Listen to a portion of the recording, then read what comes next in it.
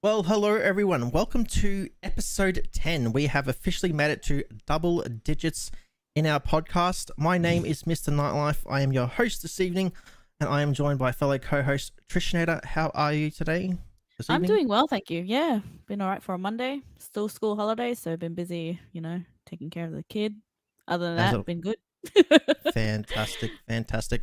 Guys, we have a very special guest this evening. We are along with a special episode. So a little bit different. This is not really a news slash review, so to speak, as we normally do. We are going through all the survival games on Xbox Game Pass and providing you with our expert opinion on what the best one is. But we had to bring in an expert of our own to go through that, and that is JadePlays Games. How are you, sir? Where's the expert? I'm really sure about that. Let's go. So thank you for coming on today. So a bit of background as to how I know Jade. So I've known Jade pretty much from when I started my content creator journey. So as I've said before, I started out on Ark and I started hosting Ark servers, and I jumped on about Nitrado, and I found his Nitrado videos for how to host Ark servers, and I noticed he was doing a lot of Ark news back then, and just subscribed and followed all his videos, and the rest is history. And I still today watch all these Ark news. But essentially, for those that may not know JadePlays Games, he covers all things survival games, not just on Xbox, but everywhere. So he's the go-to man. He is the absolute go-to man. Why don't you tell us a little bit about yourself, Jay, before we kind of kickstart, and how you kind of got into the survival genre? Well, we had the early contenders for what game we think might be the top of the rankings today, and Minecraft did it. Playing with the kids, and I was just mesmerized by Minecraft, and I got stuck into it. And I remember seeing a bunch of YouTubers at the time, Yogscast and a few others, and they were good. They were funny. I liked them a lot. But I used to do funny voices with my boy, and we play, and he was like 4 or 5 at the time. And I don't know, I just felt like, well, if I can make him laugh, maybe I can make others. So I started out, as everyone typically does, with a Minecraft Let's Play. Didn't really go anywhere. But then it got me the bug for survival. And it was probably Ark that came out that did kind of really make me really fall in love with survival games and start covering it more. So as soon as it hit the Xbox, I was there on day one, 2015, December. And I started doing coverage on it, just games. And then I started doing guides and tutorials and news, and it just sort of took off. And then I'd always played other games anyway. Even I was playing Terraria still during that time, and all sorts, Destiny. But basically, I started to knuckle down just on survival. And from there on, doing it coming up to 6 years full time now. No, 4 years full time, 6 years YouTube, regular content, at least 2 videos a week. And so, it's been going good. And what's kind of been your favorite game kind of so far out of all the different ones you've kind of played across all the different platforms? Oh, oof. I mean, it's when you boil it down, there's over 50 survival games. They're talk about just survival, and I've got to say, Terraria's still probably got one of the best spots for me. Minecraft, and there's some great survival games out there. But one that I can just sit there and absolutely just chill, and especially on consoles, is probably Terraria. Yeah, and that's probably the most unusual survival game. I'm not, bordering the line between real survival or not. But I'm gonna say it's survival, even if no one else agrees. Well, we have to say thank you for coming on to today's show, and we're going to do that by providing you with a 3-month Xbox Game Pass Ultimate code for your community to give away, and that is thanks to the lovely folks at Xbox ANZ, and thanks to Xbox Game Pass. So we're a Game Pass podcast, shock horror. So yes, we do think you should get Xbox Game Pass, because for those that are watching the live stream, and we'll obviously explain it for our people listening in as well, today we have over 12 survival games to get through that we could find. Now, apologies if we miss any, so we'll explain it all for those listening in. We have today to cover Ark Survival Evolved, Conan Exiles, Subnautica, and that Subnautica has its latest sequel, Below Zero. Yep. Grounded Xbox, The Long Dark, Fallout 76, No Man's Sky, Minecraft, Breath Edge, Frostpunk, DayZ Xbox, State of Decay 2. Now, I haven't run the maths, but I guarantee you, if you were to buy all them individually, I'm pretty sure you're going to spend a couple $100. Fair enough? Yeah. And you can get Xbox Game Pass for about $15 Australian, a month, and I think that's a great service in my opinion. And you get more access to more than just survival. So Yeah. great service. What a What do you deal. think? What do you think about Xbox Game Pass when you look at it from a survival point of view? Yeah, it's been great. Like, it has to be said. I think when one of the first ones they added that really helped boost my numbers was Arc. Actually, when they added that, all of a sudden, videos that hadn't had views for like months or a year, or guides were suddenly getting, all my tutorials I've done like 1,000 or so videos, and so yeah, just got a big boost, and you really start to see the numbers. Like before then, like Arc got supported on Games Preview, and so it's always had a really solid Xbox base. But sure, opening it up to the Games Pass really brought in just a fresh load of new players that had maybe always thought Arc wasn't for them. And I think that's helped them discover a lot more survival games. So yeah, Games Pass is great. Like, yeah, I do. I regularly bemoan the fact that other platforms don't have as good a service in terms of what you could try. And so yeah, if you want to play nothing but survival games, then Xbox is kind of the way to go. Especially if you even if you've got a PC with the Xbox Games Pass There's a lot PC. more. Yeah, there's a lot more. Yeah, on PC now. they've included the PC games in that as well. So you've got Medieval Dynasty that's been added to the Xbox PC Games Pass recently. So that's another great little survival game. So yeah, like you can see there's a big market of players that play these types of survival games. So it's great. Just going on your thoughts too with Arc there when you said it got added to Game Pass. I noticed this. Obviously, I'm a smaller YouTuber, but I know when I first started, I did a lot of obviously Arc and Conan Exiles. When Conan Exiles hit Game Pass, I noticed a huge jump in views, and a lot of it was to do with like your how to like changing settings and stuff like that. Probably videos that are so out of date, but I think I got one of the Conan Exiles videos now. They're like 10,000 views, but it's probably so out of date information because it was utilizing G Portal or something I don't even know. But yeah, you definitely notice the influx when it hits Game Pass. That's for sure. Yeah, sure. I mean, normally nowadays, unless if there's not too much else going on, and I recognise the games come to Xbox Games Pass, I will start making new content for it. Whether or not it's just a brand new guide and stuff like that. Like Breath Edge was the one that I wanted to. I really enjoyed that game. That's a great game. But I didn't get time. But that obviously was one of the most recent additions to the Games Pass. It was, yeah. So yeah, we've got other few ones as well. There's a new one called Craftopia. How did I miss Craftopia off the list? Or we'll talk about that. It's game preview as well, so it's not even finished. It's still very early days. But still, we'll get into we will add that one. But I actually really enjoyed that one. I've not played it since it's released back on PC, so I ain't got a damn if it's any good yet. But yeah, it was always an intriguing idea, like a weird idea. It felt like a lot of different games mixed into which was admitted what they wanted to do. But I can't believe I forgot to add that one. But yeah, that one's on Game Pass in game preview. It's not as broken as Ark, put it that way. When it first really well, that's saying something. That's saying something. What we're going to be using is a simple tier system. Once I get through this slider here, so we're going to use a world. Where have I got it? I put it somewhere. We're just using a tier maker system. So we're just going to rank it from our opinion from the number 1 to the number. I guess it'll be 13 with Craftopia. And that is that. Now, as far as kind of what we're going to be ranking them based on. This is what I put together here because this video can stop pausing for me for 2 seconds. How we're going to kind of rank them, this may change because Jade's Jesper here. So the survival aspects, kind of what's involved in that particular game, what are the survival aspects, base building mechanics, PvE mechanics. Obviously people like a bit of both depending on what they do. And obviously, how's the game going now? Was it great in its time, but maybe it hasn't been updated now? Is it kind of still relevant to what it is doing today? So, how well is it supported? And I guess lastly, is it fun? Like, can you have fun playing it? Is that how you kind of rate yours, Jade, when you're going through them?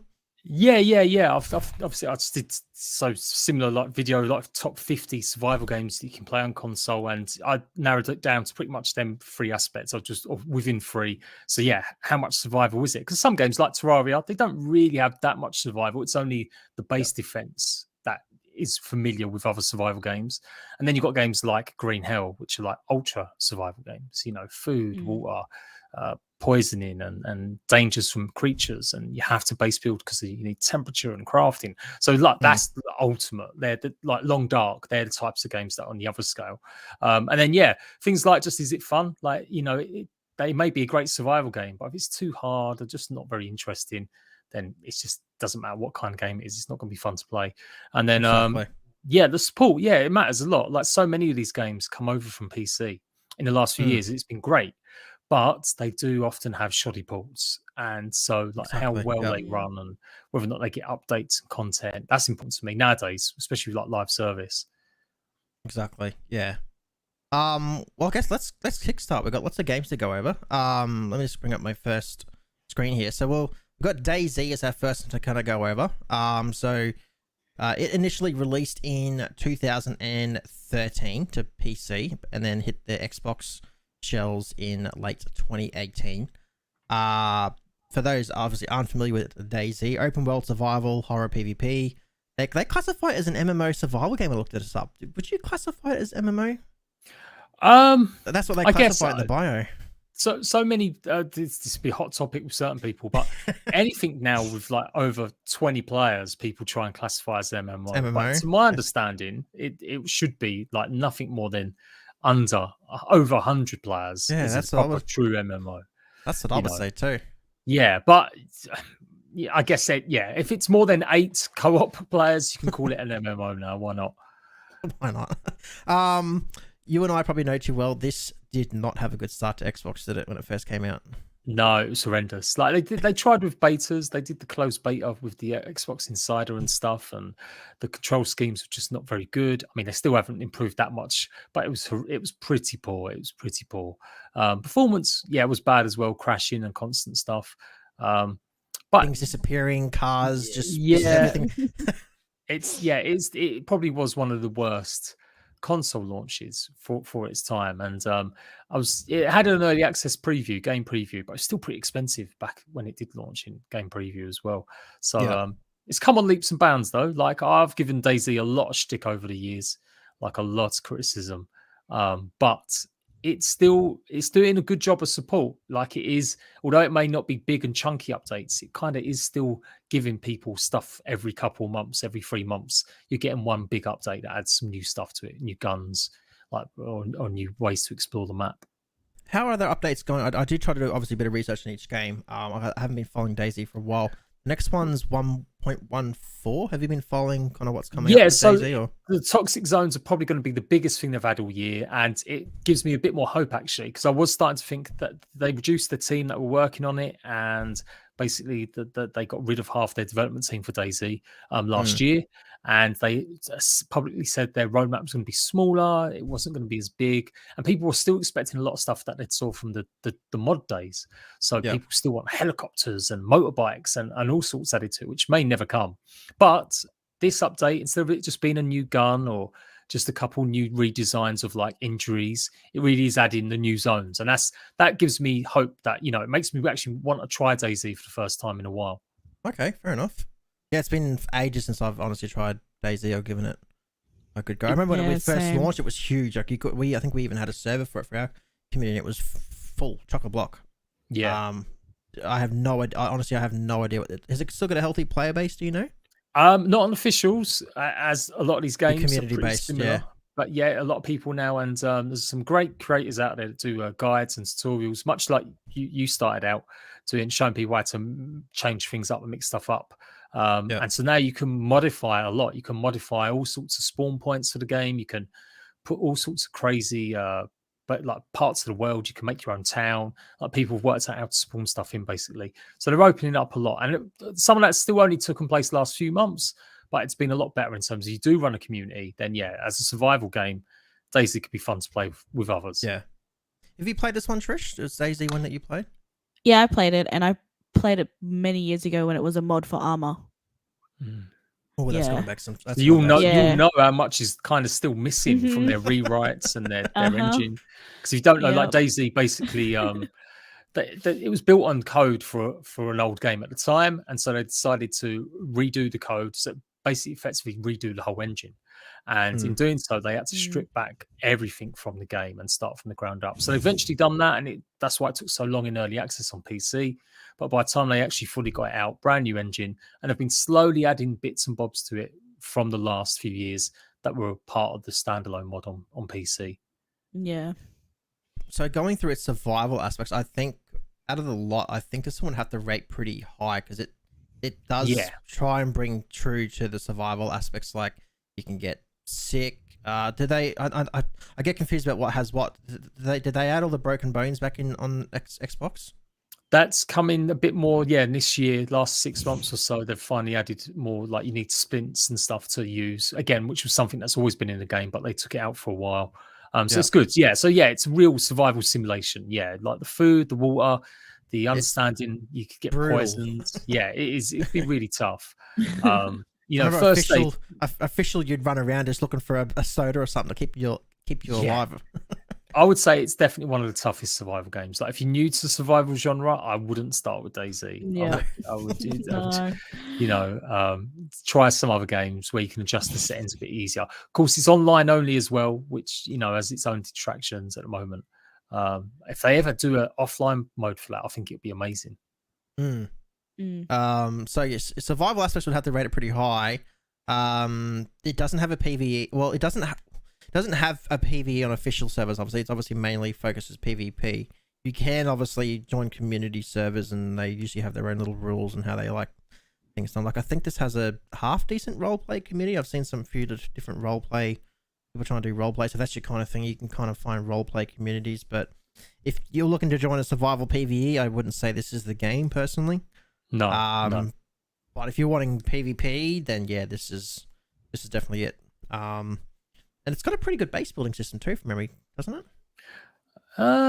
Kind of, yeah. There's basic. More. Yeah, it's more like encampments. So you can put like guard towers and barbed wire fences and barricades, like to make your own sort of encampment and stuff. But it hasn't got modular base building. It's not like Conan or Ark, where you can build castles and stuff. It's definitely more just about protecting. So yeah, one day maybe we'll be able to. You're meant to be able to barricade yourself in the buildings themselves, but they haven't actually done that yet. They've not. That's one of the features that was on the long promised roadmap for a long time. So with this one, then obviously we may change this list as we go along, so we're kind of going through them. Where would you put this one for now? Where would you kind of float DayZ around in the top 13 list? I would say it's not. I'd probably that's a fair around shot. We're gonna say a 6 to 8. Yeah, I would say for now. Yeah, might change as we're gonna go through and start to think about these more. But so well, for now we're gonna leave it in the 6 to 8 range for now for DayZ. I think if they ever have, that's fair. If they ever had like to keep going on to support the servers they've got or the updates for it, and if they ever had offline, it would definitely go up for me. Like if they can have offline play, that would be a huge bonus. Because some people love the mechanics of it, of just running around, building, exploring. Because the Chernarus map is huge and it's a pretty place sometimes. So yeah, just that kind of survival element. I think DayZ's got that. It's just getting shot from 200 million miles away by someone with a sniper rifle is not always that fun. No, not at all. And if you want to rent your own server, use code, is it JadePlays Games for 10% off with no traffic? Oh yeah, we do have one somewhere if you really want to, but yeah, no, don't worry too much. I think I've got them somewhere on my channel and links like that. But yeah, you normally get something like that. DayZ's funny. Like they are, Bohemia's a bit of a weird one. They've just started adding more development team now to DayZ again after having one of their studios shut down. So yeah, fingers crossed they're going to be doing more with it. 100%. What is our next one on the list? If I let that one scroll through a little bit, I think we had Long Dark. I think it was Long Dark. I think it's Long Dark. It's just not showing up. We can talk through Long Dark. I haven't played Long Dark in a hot minute. I actually really enjoyed it though when I used to play it. So Long Dark is single player. This one. Published by Hinterland Studios. So that one was first released in 2014 on Steam. And they brought it out to Xbox on 2017. So it's solo exploration sandbox, or they do have a story mode where you kind of need to think ahead to survive. Very similar, I'd say, if not even more, really focusing on that survival aspect, Yeah, definitely. The preparation, obviously the cold temperatures and making sure you got enough firewood to light fires. It's a much, really thought out experience. Can be a bit of a slow burn. People do have trouble getting into it, But once you get over, once you learn how to play it and get into it, it's a really rewarding game. And it's like, I think you've got to, from memory when I used to play, you got to like find things to like, is it like blueprints? Was it blueprints, or you just like, I think you can't just make a bow and arrow. I think you got to like find I thought you had to find the way to make it or something. I can't remember. No, I think like it's more or less, you can find certain components to make like, eventually you'll find a shotgun and guns, but no, it's usually complete. Like you find stuff for it. Like you'll just get the recipe ingredients, and then you can make like herbal tea to heal yourself, and bandages and splints and stuff like that. So it's actually got a lot more loot in it than I think people give it credit for. Like you do spend a lot of time looting shacks and wrecks and cars and seeing if we've got food and bits and bobs from them. Yeah. I haven't tried. Did you ever try their story mode? That's one thing I never tried. I always like sandbox personally. Yeah, so that's the thing I've been waiting for. Again, that's that probably holds it back from real greatness, is the length of time it takes to get these episodes out. That said, each episode's got like 10 to 12 hours of gameplay now. Like, you know, you get a lot of, you know, when you think about it, it's almost like The Long Dark's a TV show. So as long as you don't mind spending 3 or 4 years waiting for it to be finished and getting a new season, you know, you're getting 10 or 12 hours each year, plus updates that give you the update on the survival mode, where you get a sandbox, you know, environments added to the game as well. And they have like frequent refreshes where they change a few things and add a few new items during the year as well. So definitely a supported game.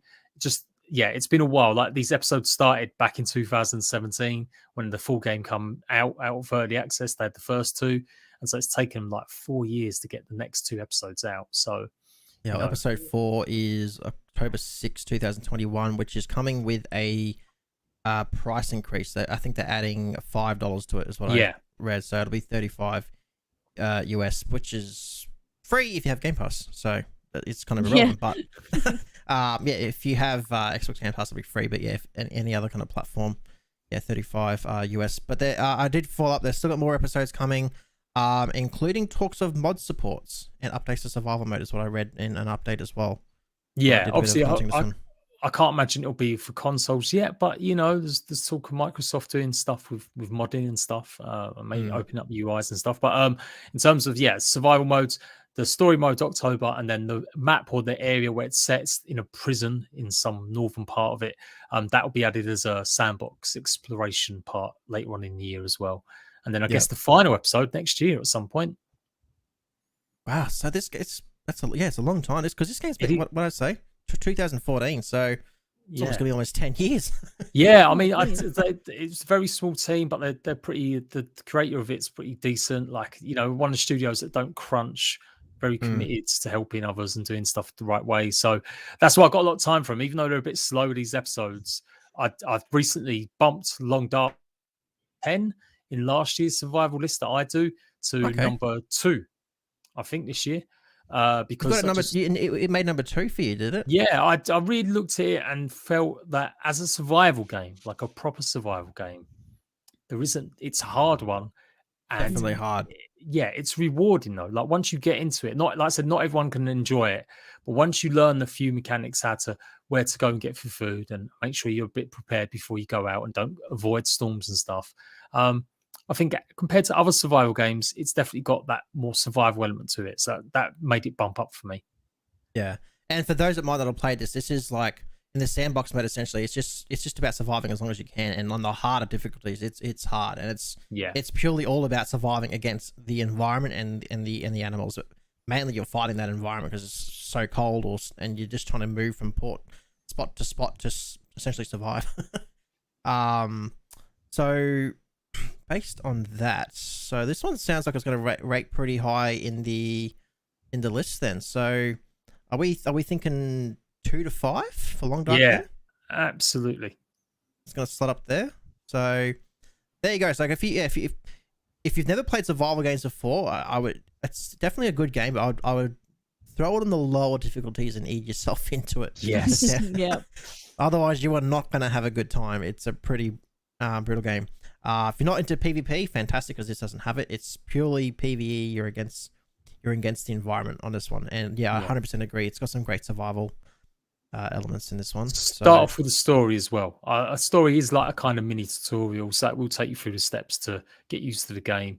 So at least do just like the first episode, which is like 3 or 4 hours, and then the episodes after that get bigger and chunkier. Yep. So there you go, 2 to 5 so far for Long Dark. I think the next one is Breath Edge. Trish, I'm gonna let you handle this one because you played this one, not me. Oh yeah. I couldn't really get into this one when I was streaming. No, I couldn't. I think it's the whole space thing with being out in space. I just didn't like the controls of it. Trying to, keep your balance out in space and watching your oxygen and all that. Yeah, I was watching her and she was like, yeah, you've played this, Jade, haven't you? Oh yeah, sorry, I thought you said. Yes, it's really disorientating. Like the space elements do make it, but I call it Subnautica in space because to me it's got the same sort of crafting options, the same sort of you find new bits that you can unlock. I actually like this. Again, it's another one of them that you got to persevere with the controls. Although they're much improved. I remember trying it on PC with control support, and they changed the system massively for consoles. And it's definitely better than it was. But it's a bit of a slow one again. It's got a bit of like schoolboy humor in it, and that won't appeal to everyone. Lots of chicken gags and You struggled with the. I think Trish struggled with the oxygen, didn't you? You were like trying to go out, and you was like the oxygen was so short. Kept dying or something. I kept on like trying to figure out where things were. Like the materials and stuff, and I'm like, I need to keep an eye on my oxygen, or I'm gonna die. And then I lost where this ship was, the crash, and that's when I died. So I think you just had to get used to it. And once you get used to it, it's fine. It's just at the beginning there wasn't really, I would say, there wasn't really a tutorial to tell you what to look out for. No, the voices are too quick as well. They've got like a narrator, and he just goes through stuff so quickly that if you're kind of meant to pay attention so that he'll show you where to go and stuff, but it's so quick that you end up like just forgetting half of it because it just goes through too quickly. So it's definitely could do with a bit more hand holding at the beginning. But another one that's got a bunch of different modes. It's got the sandbox mode in it as well, not just the story. And they're going to be adding more content to it as well. I think they're adding another free update to it later on this year. Oh, there you go. What are the sort of, because I haven't played, this is one I haven't played. So how does this compare to other ones in the survival? I would say aspects? It's pretty high up there. You need food, you need water. Obviously the oxygen's a big one. Not as many enemies in the early stages. You don't really get to the enemies until like a good 3 or 4 hours into the game, maybe. Oh, see, I only made it to like 2 hours.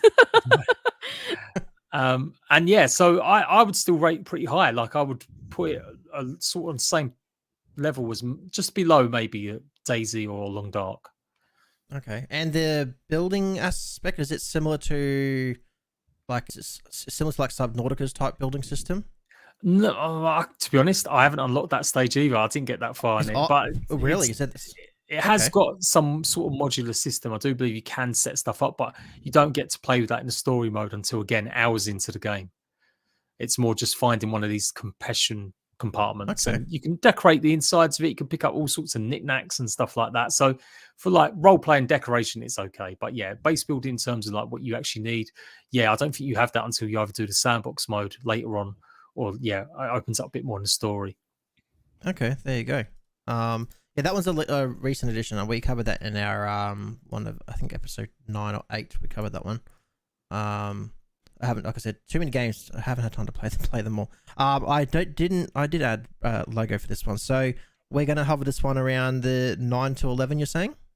I'd say put it up along Daisy. Yes, there are a few alongside Daisy. Okay, yeah, interesting. There you go. So that one's sitting around the 6 to 8 so far, and we are 3 in with 10 to go. We'll keep moving on. As there's so much more to get through. Next one we have to cover is here we go. I already know what Jade's feelings are on this game. Fallout 76. I watched all Jade's videos, so I'm very aware of what his thoughts are on Fallout 76. So, Fallout 76. I don't think we have to really explain too much what Fallout is. Most people know Fallout 76. Obviously, they're the first game where they've put it online. We all know it was just a disaster of a launch. It was just terrible. And this was a game I was looking forward to. I thought this is gonna be my main game. The same. I'm like, this is gonna be my main game. I was at PAX and hyped, and I'm like, this is my main game. It was such a letdown. And then I think about a year. I think once they added the NPCs in, I went in with some fresh eyes, and I enjoyed it as much as some other people didn't. So just to briefly explain it, it's Fallout with friends essentially. You're going in, you're questing, you still got to manage your food and water. Base building in it, so base building very similar to your Fallout 4. You got nukes in this one, so you can essentially nuke other players. You can't like fully destroy people's bases, but you can kind of like minor damage them. I would say it does have PvP, but it's not. It's like the GTA style PvP where if you shoot someone and they don't shoot back, you're just not going to kill them. It's unless they shoot back and return fire. And it's going to be like that. Where I know this game gripes, Jade, is their Fallout First membership. And I am in agreement. I did try the latest update, and I'll quickly pull that footage up that I got for the live stream really quick. You get some components of it for free with Games Pass for like the first month or something, don't you? Like you get to try the yeah. So their latest edition was the Fallout 76 Fallout 76 World. So what Worlds brought in was essentially brought in customizable worlds like mods. So Bethesda have their own versions. So I think they were doing a building one. So I think it was like you can kind of build bases easier, stuff like that. But you can essentially, as part of Fallout First, you could have your own server and customize it. So essentially, you could just I tried and I just turned everything max. So unlimited building, unlimited like everything. When you shoot people and kill them, they go flying. Like I just made it stupid. I just wanted to test everything out. The problem with it, and I'm in full agreement, is with games like Ark that I've hosted, and you go and pay say $20 a month for a server, and you get say 20 slots. That's it. You give everyone the server details, and they go log on. This one, I have to be online for it. Yeah, it's effectively stripped. Co-op.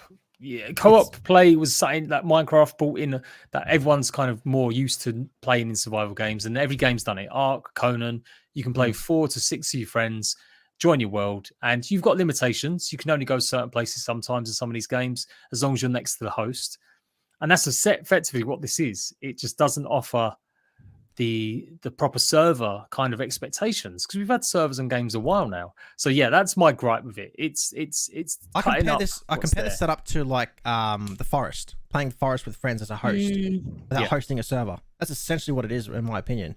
So obviously, and I know Trish has played the Forest like with her sister. Like if one of them's the host and she goes offline, well, you can't play. I obviously the Fallout First, you get other bits and bobs with it, but it's just, I think in Australia it's like $25 a month, and it's just not worth it, in my opinion. Like, it's shocking. I just don't understand why it's that way. Like, it's surely got to be one of the biggest criticisms. People want these kind of dedicated worlds. As a survival fan, you're used to maybe renting one on Ark or Conan, or Space Engineers have their own servers. You've got Astroneer that's got its own servers. There's a lot of great survival games out there that have rentable servers. It's not a new thing anymore. For console as well. So yeah, it's just so weird that they went down this route, and they still haven't corrected it, even with all the feedback. So the idea is nice, like being able to customize and adjust your own worlds is great, and stuff you can do. Like, but again, that's all still common stuff. Like, you've done videos on it, you've done guides on Ark and Conan. That's a given for me. It's nothing new, yeah. Yeah, and so the idea I've got to spend more money on it, it's just mad. I wouldn't mind so much if they actually offered the game kind of for free with it. Like, imagine if it was genuinely a subscription service where you didn't ever buy the game. By now, everyone's probably either got a copy or can get it cheap. But even if they did that and made it a bit cheaper, but if they could just add the ability to host worlds that you don't have to be online with, then it'd go up in my estimation. But yeah, I appreciate they've made a turnaround, and they've made the game better in terms of like kind of responding to what people want. And majority of people apparently don't like PvP, and so they nerfed the PvP quite a lot from its launch. Terrible. I tried it. It's, you shoot someone for days and they just don't die. It's not. Again, I was hoping it would be Fallout Rust. That's what I was the only person that was kind of happy before it launched. Everyone else, and then everyone whinged. Everyone whinged. Yeah, and got all this hate. And just to go over Warpig's comment there, he's saying a custom server that won't carry any progress over to the min server, and that includes the season pass, but it seems to run like a co-op game, like 7 Days to Die. I think this is the problem with the way they set it up. Like, if let's just use their Fallout 70, their Fallout First membership. If that gave me a server where I don't need to be online, the progress carrying over is not an issue, because what people need to remember is like Ark, for example. If you have a server you rent on Ark, of course your progress isn't going to carry over to official, because it shouldn't. And if it was set up like that, that makes more sense, because if you've got a server of Fallout 76, let's say it's got 20 slots, you don't have to be aligned. You're building your own community that you progress within that community. That's fine, but it's not set up that way. No. So and that's another big complaint as regard. It's like, why should I go play on something that I can't progress on? Yeah, it's just a weird one. It's just a very weird. Like, I guess they're looking at like built-in sessions that you just pal around with your friends for a few hours. And maybe people do play like that. I mean, we all have sessions where you just only play with your friends and that's it. You don't really touch that game again. But then that leans into, you know, that old age saying, if the game's better with friends, it really means the game's a bit shit. Sorry. Yeah. That's but yeah. Looking at this, one thing I've seen, and this is the part I have liked, and I've seen it on Facebook. People have done some pretty good builds since the changes, because they've relaxed in the custom worlds. They relaxed a lot of the building rules. So I've seen people build like Star Destroyers, and you know, people have been able to go to town with the kind of builds they want. So the idea is great, just the implementation's wrong. The game's amazing, like in terms of the world and the biomes. As if you treat it as a survival game, even though again it's pretty light on survival still. The biomes and the depth of creatures and the exposition you find, it's leading the way. It's kind of what I've wanted in a survival game: a bit more story and a bit more focus, and you know, it's got some great stuff in it. That's why it hurts so much that they've kind of ruined it a little bit. Do you feel it's considered from its launch to now? Do you feel it's redeemed itself enough? No. You still don't feel it has? Yeah, like I think that's the bare minimum for a game that's been selling microtransactions all this time. Like, yeah, I expect updates. I don't think they've gone above and beyond like a No Man's Sky. No, not yet. Anyway. Yeah. And the other thing that the other thing as well, because I think they built this on the old Fallout 4 engine, so because you got the next gen console graphics now as well, like sometimes it just looks a bit disappointing now when you play this game compared to other survival games out there now. It's like, just like it's starting to feel a bit old.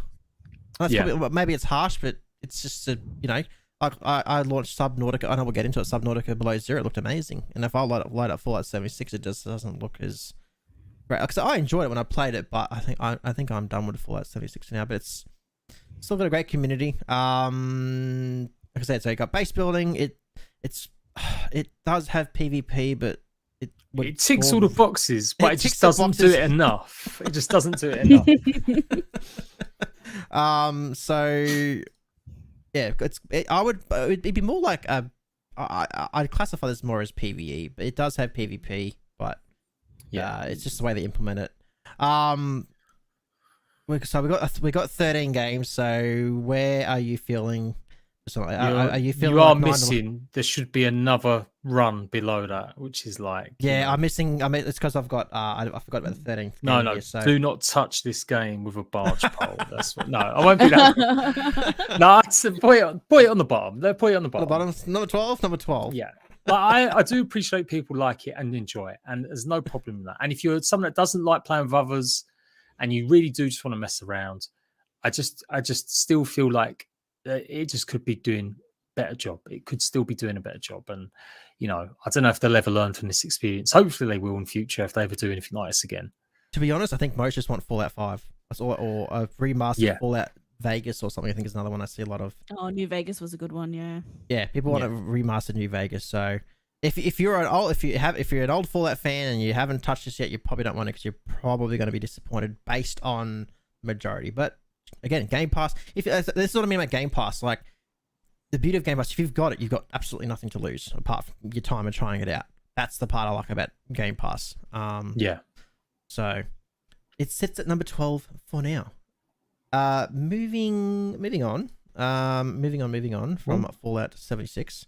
Our next one in the list of things to do is Subnautica. Here we go. Something a bit more interesting. So I didn't realize Below Zero had already released. I thought it was still coming, but essentially we'll just categorize both. So we spoke about Breath Edge being in space. This is just the other end of it. It's underwater. So underwater adventure survival game. So Subnautica first released in 2018, the original, and their sequel just released, Below Zero. Have you had any time to check that one out yet? I know it's only just released. Jade, have you had a chance to check out Below Zero? Yeah. So I did guides when it came out and covered it in its early access on PC, and then when it hit Xbox and PlayStation, and June I think it came out fully, and it's just got added to Games Pass recently. So sequel's been out like a good 4 months now. But yeah, it's good. It's definitely streamlined. It's much more. Oh, hang on. Polished. So the sequels? Are you saying the sequel's already been out on Xbox for a while?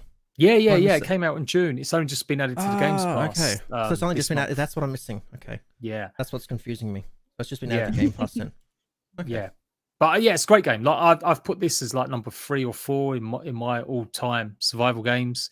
It was probably number 2 last year, but I bumped Long Dark up because I thought it was more of a survival game. Subnautica's great. Like I think it's amazing. Again, some people can't get into it. It's a bit slow. Doesn't have any PvP. The base building's kind of minuscule. Like it's like modules. You can't really do mad, crazy builds out of it. But there's a lot of decorations you can have and stuff. But it's a scary game, and I don't like scary games. I absolutely cack myself. Graphically, it looks fantastic. I got a bit lost. It's been so long since I played. I played it for about an hour on the new one, and I'm like, I couldn't figure out how to get the damn weeds. I'm like getting stuck. Like I got to get these stupid weeds. How do I pick them up? And I actually I'm having a YouTube how to pick up these weeds, and apparently they had changed it or something or other. And I ended up doing it, but it's got a bit of a story to it as well. I haven't played as much as the first one to understand the story, but I think you're meant to be looking for someone in the sequel. Is it your dad or something? I can't even remember. Your sister. So your sister's gone. Well, basically, you've been told she's dead. No spoilers. It happens in the first few seconds of the game, and you've just got to go and find out what happened to her. But is she really dead? Spoilers. So yeah, you're basically tasked with finding out what happened, and you go to the planet to investigate. But you don't need to play the first game, which I really like. Have you played any of them, Trishnaya? It's been a hot minute since I've touched it. I played it before it was even on the Game Pass and all that. But it was good when I played it. Yeah, it played it on PC. It's had a bit of a problem on consoles. Like the first one had performance issues, and it was on Game Preview for a while. But I've had plenty of updates that have give it a bit more of polish and optimization now. So, but Below Zero definitely runs a lot better. It's got much more 100%. better story. Like you don't need to have played the first one to understand the story. So you wouldn't be missing out if you decided to just go for Below Zero, because I think Below Zero's got a nicer walkthrough. I like the first one. I do. It definitely gives you more of a. If you're used to survival games, try the first one because it doesn't hold your hand as much. But the second one, it honestly just looks really nice. I was actually really. I was just stretched for time with work and stuff, and I was like, this actually looks really nice. Like come up with the service, and they got the nice sunset and stuff, and I could easily had some time, put some more time into this. The base building, even though it's quite simple, apparently a lot of people still need help with it because it's like the second most watched video on my channel is how to build a base. Yeah, because you need a special scanner and stuff. I sucked at building of this. I got in. I was just starting to learn the tools. Like I got as far as like I think it's an oxygen thing. So you put the oxygen thing at the top of the water, and you put all these chain pipes down or something or other, and you obviously can lead these chain pipes to everyone to go, and you can like utilize them for oxygen or something. I don't know. I YouTubed how to get pick the weed, so I can understand probably. If you're a YouTuber, go watch Jay's videos. Yeah. Adds on to that one. I've got one for Below Zero base building too. There you go. I really enjoyed this one. So again, if you're not into the PvP side of things, another great survival game pass. It's more single player. Well, it is single player and PvE oriented. If I can pronounce that word right. Bloody hell. Good game. That's essentially what I got to say. Both great titles, both on Game Pass. Go Go play this. Go play the sequel. Where are we going to rank this one, mate? Yeah, top. Like if it's there, like if there's space on that second run, I don't know if there is next to Long Dark. Yeah, for sure. Up there, eh? There you go. Up Subnautica up around that 2 to 5 so far. So let's recap so far for those listening in. We currently got Long Dark hanging around that 2 to 5 along with Subnautica. We've got Daisy and Breath Edge taking up to 6 to 8.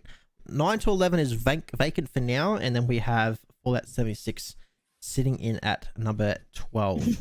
We haven't got, so there should be a number 13. It might, Fallout 76 could be 13. It's just because I forgot a game.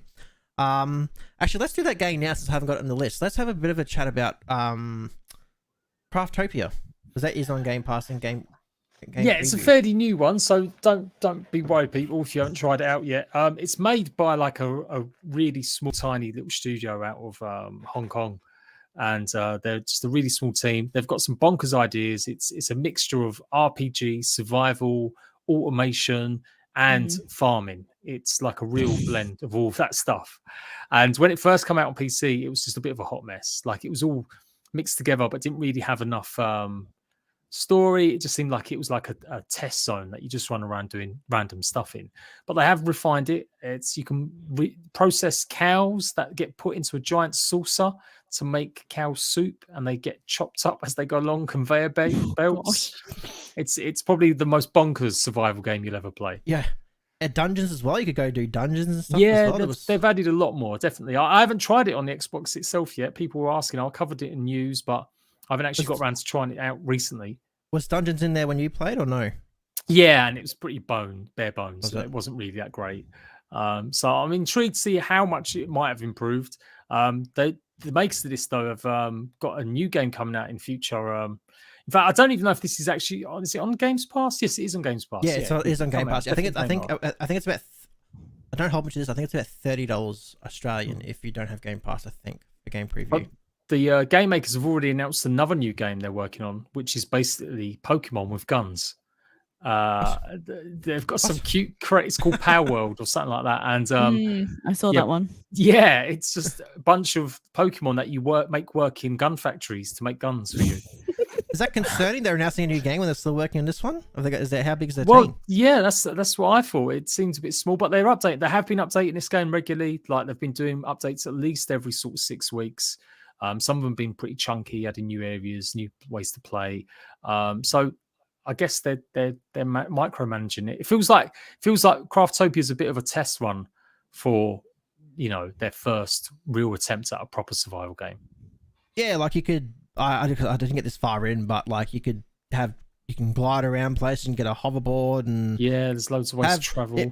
I didn't play this, but like you can have like the automation of like Satisfactory, like setting things up and utilizing like cows and stuff. It's just amazing all the different stuff you could do. One of our other content creators, Epic, she's been playing this quite a lot. She's been really enjoying it. I think you can have up to 8 in a server with you. I think it's up to 8, so you can have a fair few playing alongside with you. And she built some big massive like castle looking thing. That's cool.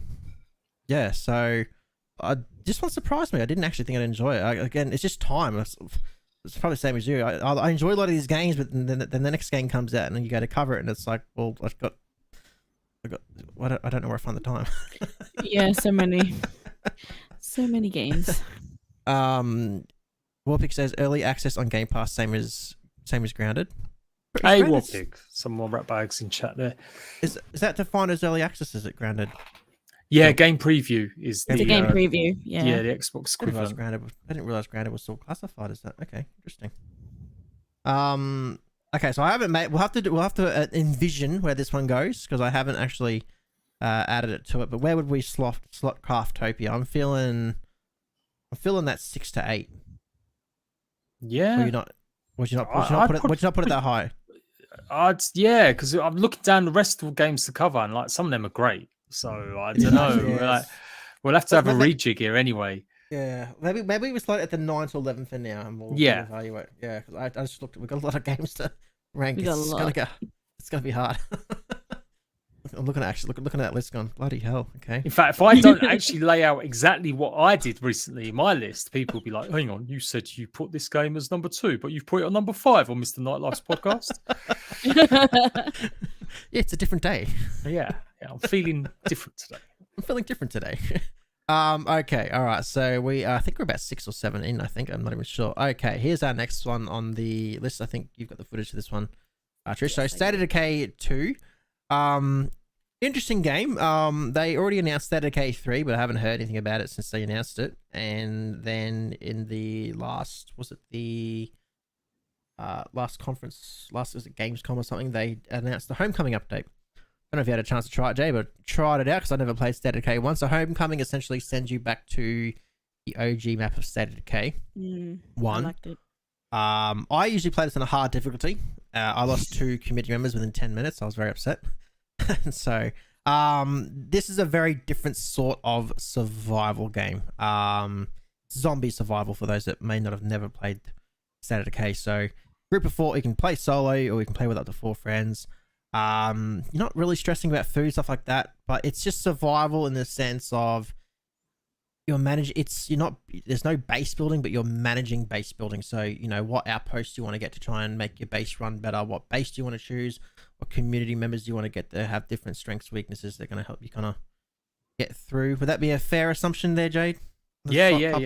Yeah, definitely. It's definitely got that more simulation-based aspect of managing stuff. And I like it. It's different. I like survival games that are often something new, that aren't just, you know, just simply the same as we've already got. So State of Decay is a pretty old one, actually, when you think about it. It came out before Ark or just at the same time, the original. So, yeah, no, way before then. Xbox 360, wasn't it? Pretty sure. Yeah, I never played the OG, only number 2 is where I jumped into it. Yeah. So really, it's one of the first, you know, survival games to really come out on console other than Minecraft and Terraria and stuff. So, people had a big problem with number 2 not really progressing as much as number 1. But in my eyes, it's probably servicing the people that like the first one. You know, if you liked it, you're probably going to enjoy the second one. It's more fleshed out, loads of support, loads of updates. No PvP unless there's a mode that I've never played. No, but yeah, still no PvP. I think the only mode they've added in is a like a sort of horde mode. Like a wave, yeah. I can't remember what it's called, but you're essentially fighting all these waves, and then I think you get rewards that sync back to your main game and stuff like that. Yeah. But yeah, no PvP. Yeah, is that something you'd like to see in State of Decay 3? Well, maybe. It's hard to balance. Like, not everyone loves PvP games, and you run into the problem with Fallout where you make it too kiddified, where you know you've got a shot at someone, they've got to shoot back at you before you engage. So I don't know, but the trailer for it looked like it was very much more lonely experience. State of Decay 3, set in the wilderness in the snow, just on your own, fighting the zombified creatures this time. So I'm hoping it's going to lean more into them survival elements than the micromanagement. I think although it's unique, it does bog it down a little bit to me. It does slow things down a little bit too much. Are you surprised that you saw another update for number 2 when they announced number 3? Makes me think, what's going on with number 3? It's purely COVID. It's happened to lots of games. Ark have done it as well. Like, it makes sense. Yeah, like you've got all the assets. You haven't got enough time, or there's constraints with getting people together in studios this year. So what can you do? Keep the people that have made your game already, the first one, just knocking out some content using the assets they've already got. Yeah, very good. More so. Yeah, so definitely. And it's great. It's good for people, console fans, especially Games Pass. You know, you're built into that ecosystem that your favorite games on Games Pass are still getting updated. Yeah, and I think all the updates are free regardless, but obviously, State of Decay 2, whatever the latest update is, it's available on... Yeah, they had paid DLC in the first year, but they've offered it in a Juggernaut edition, and you get that with the Games Pass. So you get all the paid DLC for free now on the Games Pass as well. So Outcast, it's one of them I still haven't put like loads of time into, but definitely I do want to. Like, I'd love to do 100 days of survival in State of Decay. Yeah, it's one I started to, but again, in time, my goal was to try and survive all the maps. And I think I've survived the first one, and the update for this came out. I thought, oh great, I'll move across. I'm perfect timing. I'll move to the new map, and then within half an hour, I lost 2 community members. I was so cut. I was my leader and everything. I'm playing Barry in the and mode. Bonnie were dead.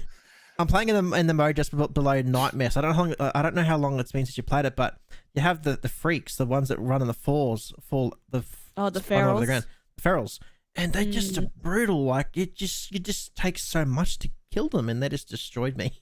I saw a video this morning actually, just randomly popped up, and it was like how I survive my extreme mode in State of Decay, and a guy was just running around, somehow dodging hundreds of zombies. And yeah, it does look good. It does look mad. Yeah, I really enjoy this one. Okay, so based on that, this is gonna be. I think this is gonna be a hard one to rank based on what else we still have to rank here. Because we still have might have to swap Minecraft stuff around. Yeah, we'll definitely have to swap. I'd put State of Decay where the line where DayZ is. Yeah, and then if we have to come to it in a minute, we'll move DayZ probably down or Breath Edge down. So where we are, we've ranked 2, 5, 6. We ranked 7 games with Craftopia. We've still got Grounded, Minecraft, Conan, No Man's Sky, Ark, Frostpunk. Let's just pretend Drake Hollow is Craftopia. So I'll put that in there for now. I'll have to move things around. See what I mean? We already have to rethink things. Yeah. So that means Craftopia is sitting at that 9 to 11 spot for now. We'll keep pushing on and we'll see what things move. We knew this was going to be hard. Black Ark's already saying Ark for number 1. Interesting. What's our next one? Yeah. That's the question I'm trying to do my best is to ask people and do videos that show off other games. Yeah. How many other survival games have you guys played? Like, that's the question that when someone says to me straight away, it's Ark is the best. And I'm asking something about, the story. Ark's story is not the best, in my opinion.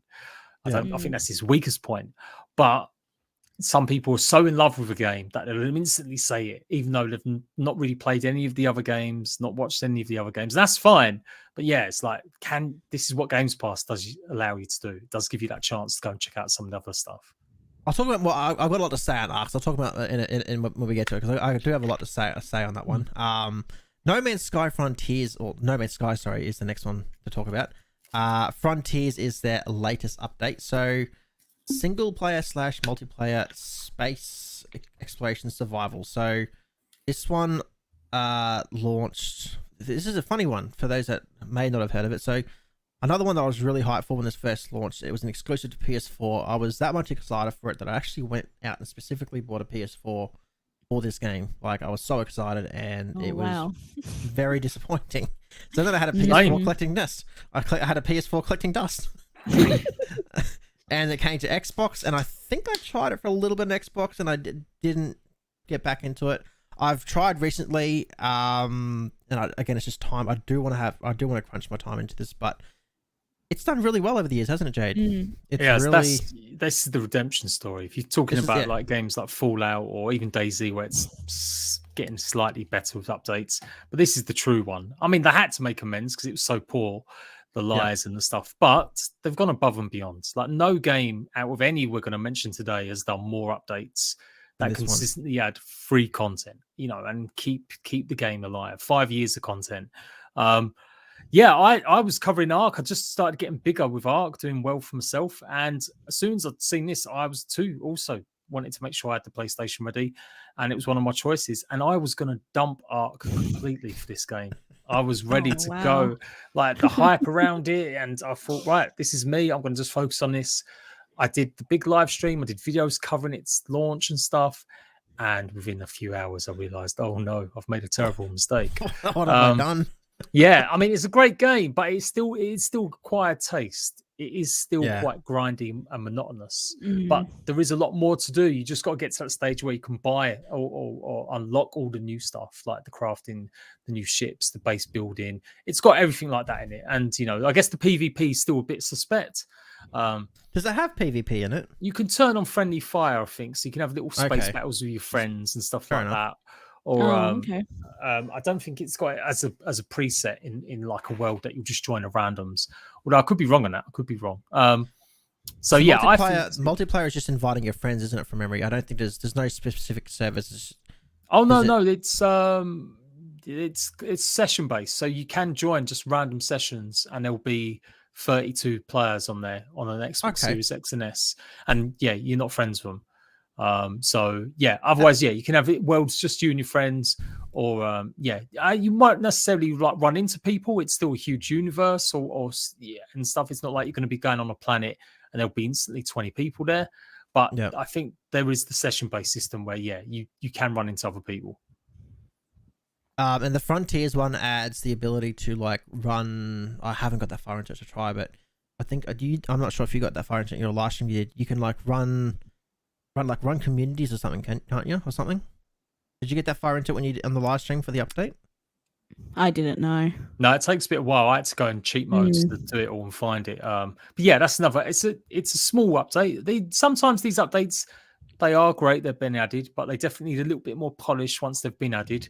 But they're pretty good at doing that as well. So yeah, I rate these guys a lot. Like I bumped them up from, I think, quite high to like top 5. I think this year. And yeah, survival elements are light. You only need oxygen really. That's the only thing you do need. Yeah, it's usually the oxygen or the radiation. It's usually oxygen or was it the radiation? I think there's 2 parts to it, isn't it? Yeah. Yeah. So it's still fairly light in compared to some of the other games, but it's just got a lot. If you can get into it, if you like the mechanics of it, there's a lot to do. What? Yeah, exploration wise, this has huge. Like, there's so much to do. Like I said, I've played all. If you're looking from a single player aspect, this even though I haven't put that much time to it, would you say this would be from a single player aspect? Would this be the top survival, or would you still consider like Long Dark still takes the top? No, I definitely think this is still, as much as I love it and I promote it, it's still not got enough. It's still just a bit of an acquired taste, even in single player and stuff. Like, it's nice to build bases and doing stuff, but yeah, I'd probably, if I'm going to rank it, I'd say it's probably like top 6, top 7. Top 6, top 7. Okay. I get another game I'd love. There's so many games I'd love to play. Just Yeah. I need like 3 months off for me to play all the different games I want to check out. Okay, let's pull up the tier list, and so we're gonna slot this. So this is where so if you're saying top 6, we have to demote something from here. I would go Breathedge and DayZ. I can pretty much guarantee we're gonna need more space. So yeah, put them down below. So just to recap for those listening, now we got Long Dark and Subnautica currently hold 2 to 5. We got State of Decay 2 and No Man's Sky taking 6 to 8. We just queued up 9 to 11 with Craftopia, DayZ, and Breathedge, and we got Fallout 76 sitting down the bottom so far, and that's where we're at. It's gonna get harder and harder now as we get towards the cruncher things. Okay, No Man's Sky, great redemption story. No Man's Sky, well done to the guys. Okay, I think the next one, here we go, Conan Exiles. Personally, I haven't played this one in quite some time. I did play this on launch on Xbox. Another disaster. This one was at launch. I actually went through. Conan Exiles has some of my earliest videos on YouTube, so I was going through them the other day. Actually, funny enough, and it looked awful. It was so buggy at launch. Jade knows. But yeah, another one I had a lot of fun playing. This was This was like the second biggest survival game next to Ark. This is like the next big one alongside Ark, wasn't it, at the time, wasn't it? Yeah, it was. Yeah, they did well. Like on PC, the company basically weren't going bust, but they were on their last legs, and they just said, look, what's popular at the moment? Survival. Right. Can we make a survival game based on the franchise of Conan that we could kind of partly own some of it? Sure. So they built it within just a space of, again, like 9 months, 10 months.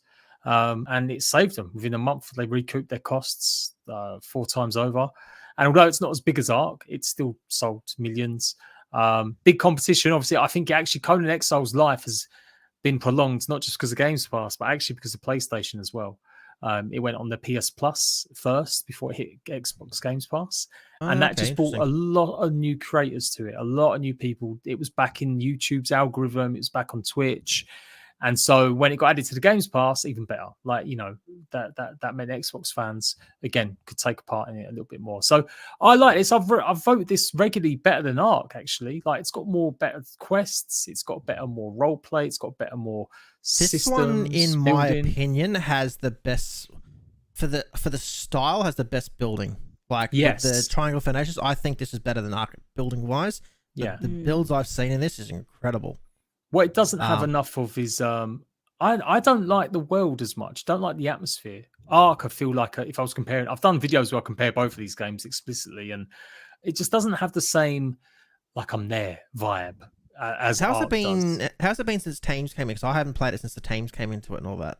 They're okay, but they're more just like pet guards. They're not really like you got mounts that could take you across the map, but they're not that much quicker.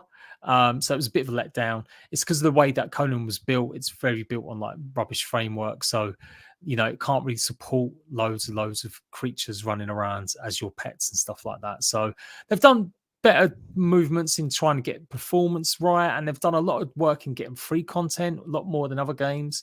So that aspect is good. I reckon the PvP is probably better in Conan. Oh, definitely. Yeah, PvP is better. It's more. They actually try to play around the movements. The Ark's just hack and slash and hope for the best. And so I like this. I give them props. But last year, console there was some big problems with it. Like really had problems with the COVID situation. They couldn't have the Q&A teams working. And so it meant that consoles got shafted quite a lot. Didn't get the new DLC in time.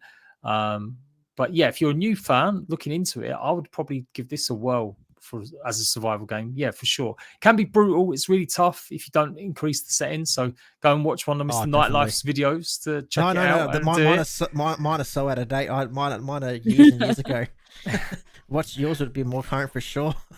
Mine's terrible. That's back in my days of terrible audio and everything. It was so cringe watching them. My loss is I included, obviously you got nudity in the game, and that's right. I had one shot of my character in the creation being naked, and that video had been doing well. It was like a guide on all the settings. YouTube crushed it. It crushed it. It put age verification on it, and I've not made a penny out of the 200,000 views that came out of it. Oh no!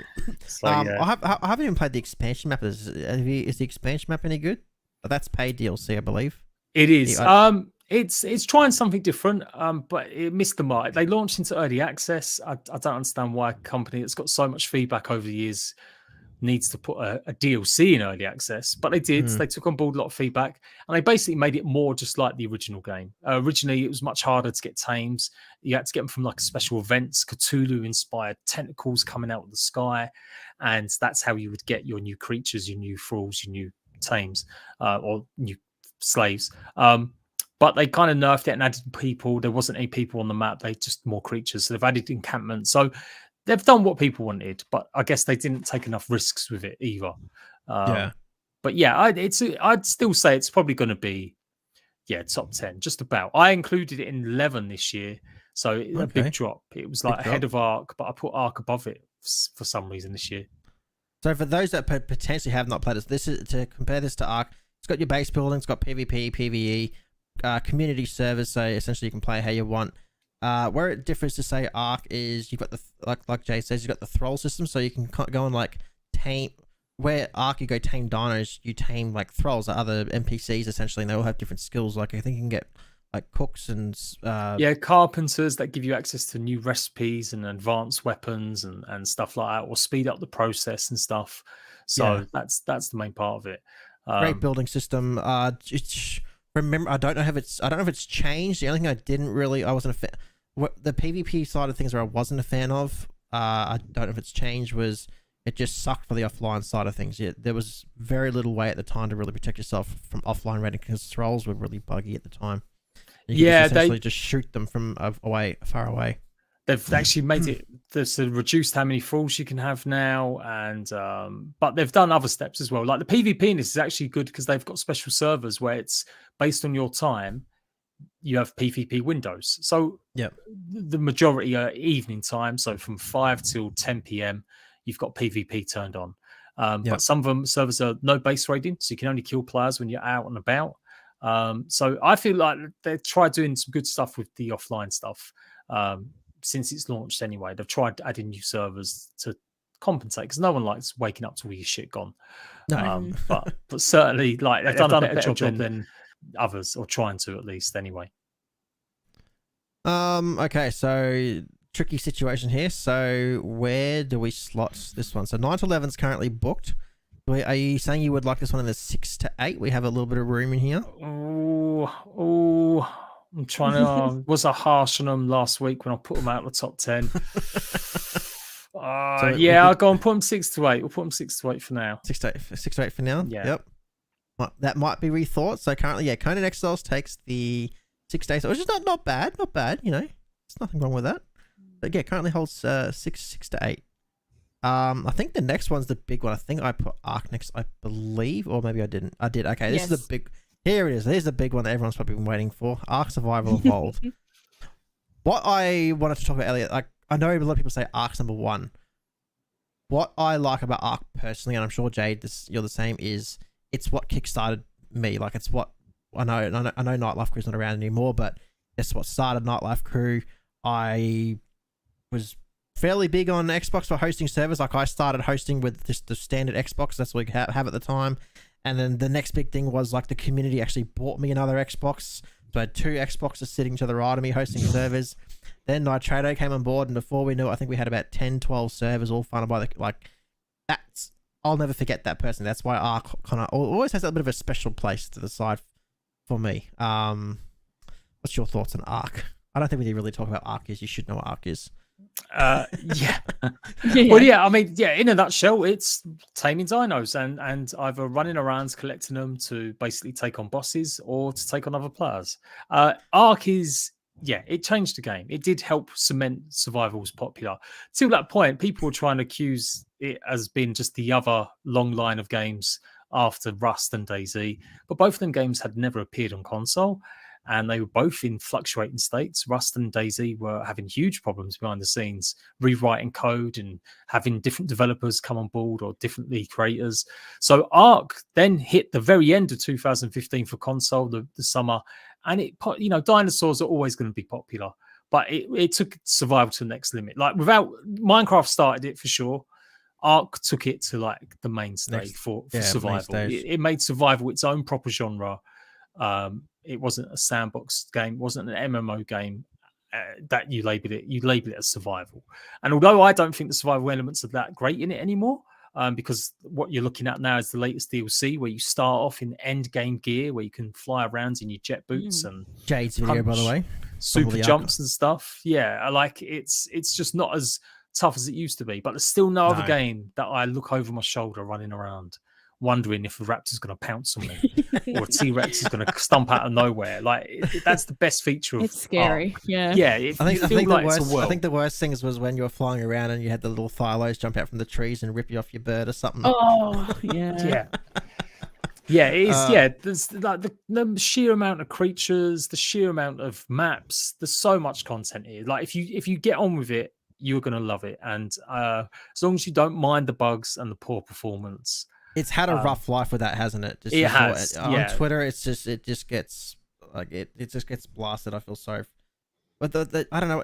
I know you've commented before. They don't really help themselves though. It's like what are all the QA testers doing when they? I'm amazed. Like, I got a gift set from them at Christmas with some stuff because the amount of shit I've given these devs over the years. But I think they know it's because it's fair. Like, I'm not just some random accusing them of being poor. Like, console especially, there's limitations. We all know now that, it takes weeks to get certifications and updates done. And I think Ark has been a really good showcase of like what you can do with early access games, but it's also been a bad one. Like, never optimizing your game enough, never sorting out problems until, the last minute. And then by the time it got released, it still had so many issues, so many problems. And on console, it was just worse.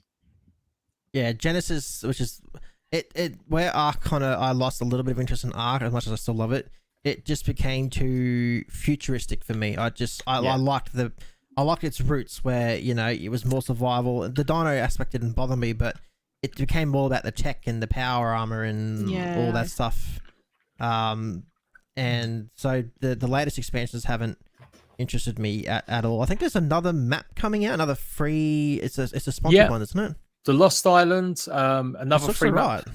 Yeah, they do good. I mean, that's one aspect I can never fault wildcards. They are wow. They are hype. They give you free stuff, shiny new things all the time, or a couple times a year. And like no other game is offering as much playable space. 10 maps, or it'd be 11 by the time the Lost Island comes out. That's thousands of hours of gameplay. If you love Pokemon, put the game on easy settings, you'll love Ark. You know, don't spend half an hour taming one dino or 2 days raising babies. Just whack it on the easiest settings, and it's still fun going around collecting them all. And you know, and there's plenty of good community servers out there still. There's still a lot of community servers kicking out there, hosting all the maps and stuff too for you to check out. I know it's been a while since we've seen Ark 2 news, but we've all seen the Vin Diesel show off with Ark 2, with him apparently one of the ones leading the charge. What would you like to see from Ark 2? I definitely more primitive. Yeah, going back to more primitive, not introducing tech as much. Yep. And That's I when guess I stopped playing with tech. Yeah, like it was just mad. Although interestingly, it was the biggest amount of players playing the game ever for a while when tech got introduced, because obviously everyone wanted to check it out. I would actually say, in terms of like for life, cut off the server transfers more, or make them only have their own realms. I think Wildcard Ark, it's still got too much of a problem with too many big alpha tribes just dominating the PvP scene. It makes it impossible for new players to come in. If you're going to go official, in my opinion, don't even bother with official. In my opinion, not unless it's a small man tribes or something like that. Like you get special servers that only allow a certain amount of players to have teammates on the stuff. But I think they should have either just realms, knock off the aspects that you could have clans literally hundreds, thousands deep rolling, across all the time. I think that's one aspect it probably needs to change, and just make sure it just runs a bit better. It's going to be coming to Xbox, which is great. So it looks like it's going to be an Xbox too, Xbox PC exclusive. So that's fantastic. But they've also got to just make sure it's working, and no more release dates that never get fulfilled. Did you get that vibe from the I'm just trying to find, here it is. Yeah, did you get that vibe from the trailer that it was going to be more primitive? Do you think that's what they were going for, or do you think it's just a bit hard to tell? The community man just told me that they're definitely going down that route. Like, it is going to be more primitive based and stuff. Although there is still going to be that element of tech. I don't mind that much as much. Like, I don't mind a bit of tech, but I still think there was avenues they could have gone. They focused too much on it, in my opinion. And the last 2 DLCs where it's all just DLC based on simulations or completing missions and mini games. Again, stuff I've always said I want to see more in survival. I want to see different ways to play, a bit more story. But I shouldn't have to complete a mini game to complete the game of a survival game. That seems just a bit lazy. So it definitely felt like, again, COVID kind of meant they had limited choice in what they could do. And they decided just to go with what they could to get Genesis 2 out the door and done. Looks like as well we might even get some more introduction of NPCs this time, which it doesn't really have in Ark at the moment. Yeah, like enemy tribes and stuff like that. People have been saying they want that for years. It could work, hopefully, as long as the AI is not too derpy. I think the dinos in Ark are great. Like, sometimes they seem a bit derpy and they get stuck on rocks and trees and stuff still. But yeah, they still got all unique animation sets, like attack damage, and it's definitely one of the better games for like creature design. Yeah. I guess with COVID, we have no idea when Ark 2 is even potentially even possibly coming out. I think it's going to be a few years away still, personally. I reckon they might hit 2022, but it'll be early access and it will be the end of the year. Like, I can't see it coming out. Sense. Yeah, since they're releasing another paid map now, a free map now. Easily not till the end of 2022. And we've released, aside from this trailer, have we actually seen any more news? I don't think we have we? No, just leaks and stuff from like showing art that's been leaked roughly and some rumors and stuff. And so I wouldn't expect to see much more now until maybe the Xbox event. I think it got the Xbox Expo towards the end of the year, or the Game Awards. Unless the Game Awards has been moved forward. Has it been moved forward? No, I'm sure we've got the Game Awards still to come. So that's probably when I'm going to see a bit more from it. So Ark as a franchise still has a very long life. There's definitely not. We got Ark 2 coming out. You're going to be seeing Ark for the next at least another 5 years. But based on Ark alone, I think what it offers at the moment is some good community servers. I guess you could probably do official PvE if you want, but I don't know how messy the maps are, because they don't really clean them up. I personally wouldn't touch PvP official. What a waste of time that would be, in my opinion. Unless you obviously got some big massive tribe. where are we ranking this game that a lot probably want to see number one? I mean, I'd say everyone's gonna go hate me, but yeah, I would only put it. I'd put it before Drake's Hollow, before Craftopia, but on that same run. Oh, you ranking it that low? Yeah, 9 to 11. Ark just doesn't rank for me anymore. There as you a survival go. game. Drop. I thought you might be about 2 to 5. To be honest, so you've ranked that a lot lower than I. Oh no, the other side. Put it on the other side of Drake Hollow. If we're going along them lines, we got to hang on. So we got 9. No, we've got to demote something here. I've got 12. Well, I haven't got a 13. So are we saying Fallout 76 is number 13? Yeah, go on. So then, what's going to be number 12? Drake's Craftopia. I'd actually put Craftopia down as well. To 12? I probably wouldn't. Yeah. Okay. So that means Fallout 76 number 13. Craftopia is now number 12. Are you saying Ark's like number 9? I am. Dayz 10? Maybe. Or are you going to say it's number 11? I mean, no, I did say Ark's better than Conan this year, so I'd probably swap it for Conan. There you go. Okay. And to be fair, now you got me thinking about it. Getting deep on it now. State of Decay. I'd say State of Decay probably needs to drop a run as well. So swap State of Decay for Ark. Okay. And then put No Man's Sky in front of Ark. There we go. Yeah, and that's it. That's more fair reflection. So here's our summary. Here's where we're at. So we've still got 3 games left to go. So we've got Long Dark coming in at the 2 to 5. Yeah. Along with Subnautica. No Man's Sky, Ark, and Conan Exiles makes up 6 to 8. So slots in Ark at number 7. Yeah. Then we got State of Decay, Daisy, and Breath Edge take up 9 to 11. Craftopia takes up 12, and Fallout 76 taking up 13th spot currently, with 3 games to go, and probably a little bit more shuffling potentially. All right. Let's do an easy one. I don't know if you've got it in your slides, but Frostpunk. I reckon we can get that one out of the way quickly. We can get that out of the way quickly. It's been a while where is it? This one's bloody hard. I've only played a little bit. That's a hard city. It's like a city simulator in short. So most survival fans will be like, "Pleh, I'm not touching it." I've never touched it before. But it's a great game. It is a great game. I like city builders. I do. It's hard though. It's hard to understand. I found it hard to understand. Like trying to build. You have to build. I think I've got some footage. You have to try and like build things in the right spot, or people would just die and they won't be able to. Oh gosh. It's almost like a circular aspect. So like circular one, you have to keep basically your people in warmth, and as long as you build the right furnaces or then touching distance of the big furnace, they'll be okay. But then you've got to make sure that food supplies and electricity supplies are built in the same sort of radius, and then they've got all different graphs. It is a proper city builder. So if you're not really into city builders, you may not enjoy it, even if you are a survival fan. I love games that really change up survival. So any kind of game that adds a bit of difference to it. So obviously it's a city builder with survival elements. Yeah, exactly. I tried to install it on PC the other day.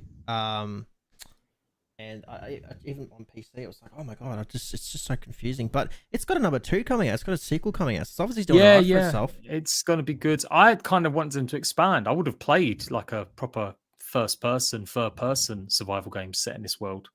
Steampunky, running around gathering supplies. In ruined cities covered in snow, where heat and storms. That sells it for me. But no, it's going to be just another city builder.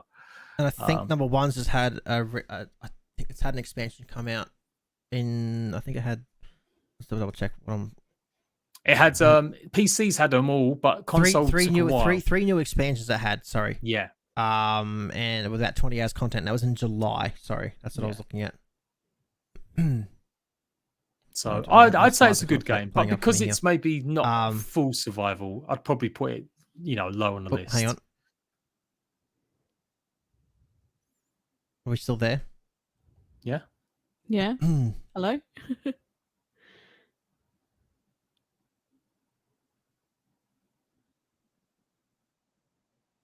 Oh. He's gone. Oh no. Rip. Whoops, my bad. Hello, are we still there? Hello. Yes. Hello. Sorry. Hello. Yeah, we're back. That's the first time StreamYard's ever crashed on me. Jeez. I was just saying. I think it's had it had an expansion, 3 expansions in July. Sorry, with that 20 hours of content or something. Yeah, so it's a bit delayed from PC because they've had it dropped a little bit sooner, but yeah, consoles finally got it all. So yeah, it just adds more and more scenarios, different ways playing where the ice has melted a little bit in some parts, or they're fighting for more oil and stuff in another. So yeah, good city builder, but yeah, probably not the best survival game on that term. So then, this sounds like it's going pretty low, but we've already got some games in that low department. So where are we throwing this one? Where have we got the spare slots? It's got number 1. And then so number 1's free. We've got 2 to 5. We've got some space in 2 to 5. 6 to 8 is full. 9 to 11 is full, and 12 and 13 are all taken. Right, I'll tell you what. Let's bump No Man's Sky up 1 level. Yep. So No Man's Sky is going up in the 2 to 5. Let's bump up. I'd say Breath Edge as a pure survival game is a bit more better than State of Decay. And I would put Frostpunk alongside. Yeah, there you go. Okay, so reevaluating Long Dark number 2, Subnautica 3. I actually got some remnants 2 to 5. Subnautica 3 at the moment. No Man's Sky 4, Arc 6, Conan 7, Breath Edge 8. 9 to 11 is State of Decay 2, DayZ, Frostpunk. Craft IP takes up 12, and Fallout 76 takes up number 13th spot. That's where we are at the moment. Modeling cool stuff while listening in here. Awesome combo. Thanks, mate. Appreciate it. Hey, that is the art guy from Valheim. I just keep calling him the art guy now. It's like his actual proper dev name is lead art designer for Valheim. Okay, well, Valheim is not one I've had a chance to try yet. I know Trishanetta has. Oh, I love it. You haven't tried Valheim? I haven't had a chance. I'm quitting. I'm sorry. I can't stay here any longer. I love Valheim. I'm getting there. But yeah, Trish, what's Valheim like for you? What do you like about it? Oh, just everything about it. Like the first time I jumped into it and I was chopping down a tree, got squashed. I was like, what? Yeah. What's going on? A tree killed me? Like, just stuff like little things like that. More games need it. Yeah. Where the environment hurts you. It's a great game. Hopefully how's the latest up? I'm getting sidetracked, but how's the latest update in Valheim? It's awful. Devs haven't got a clue what they're doing. No, I'm joking. No, yeah, it's great. They're adding like new build features and a bunch more. It's like early access games. We're programmed into thinking they need updates every month. Because Arc did that so well. Actually, Arc's the main cause of why we expect certain games to have content all the time, but we forget small teams, how long it takes to add some of this stuff in and taking feedback. And Valheim's sold more copies than Arc, Conan, DayZ, No Man's Sky did in its first 2 months than any of them games combined.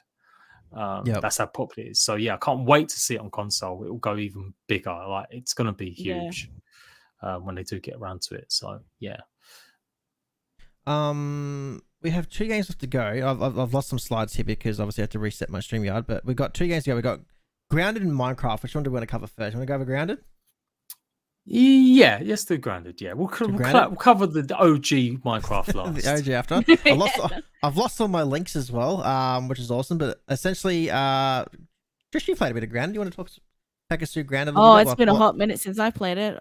You take us through it, Jade. Then. Yeah. I've seen. Weren't you doing 100 days in this one, or no? Or were you going I was doing like a replay of it because I hadn't played it for a while. Because that's the problem. Like you guys. So you saying you don't have much time.